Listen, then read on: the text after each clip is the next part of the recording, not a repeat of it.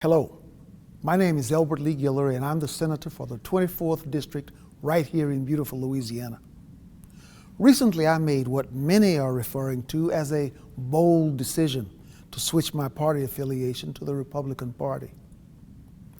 I wanted to take a moment to explain why I chose to become a Republican and also to explain why I don't think it was a bold decision at all.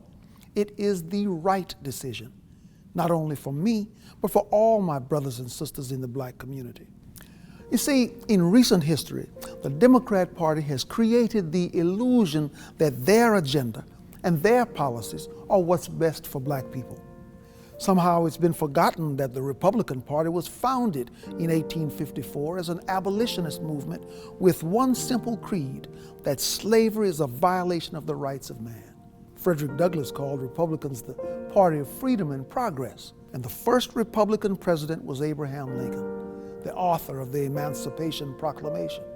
It was Republicans in Congress who authored the 13th, 14th, and 15th Amendments, giving former slaves citizenship, voting rights, and due process of law. The Democrats, on the other hand, were the party of Jim Crow. It was Democrats who defended the rights of slave owners. It was the Republican President Dwight Eisenhower who championed the Civil Rights Act of 1957. But it was the Democrats in the Senate who filibustered the bill.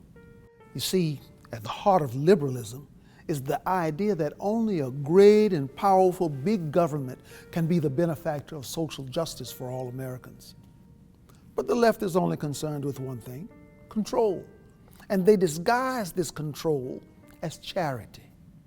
Programs such as welfare, food stamps, these programs aren't designed to lift black Americans out of poverty. They were always intended as a mechanism for politicians to control the black community. The idea that blacks, or anyone for that matter, need the government to get ahead in life is despicable. And even more important, this idea is a failure. Our communities are just as poor as they have always been. Our schools continue to fail children. Our prisons are filled with young black men who should be at home, being fathers. Our self-initiative and our self-reliance have been sacrificed in exchange for allegiance to our overseers, who control us by making us dependent on them. Sometimes I wonder if the word freedom is tossed around so frequently in our society that it has become a cliche. The idea of freedom is complex and it's all-encompassing. It's the idea that the economy must remain free of government persuasion. It's the idea that the press must operate without government intrusion.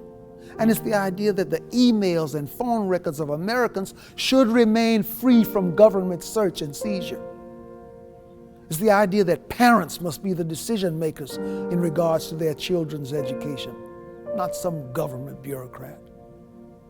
But most importantly, it is the idea that the individual must be free to pursue his or her own happiness, free from government dependence and free from government control.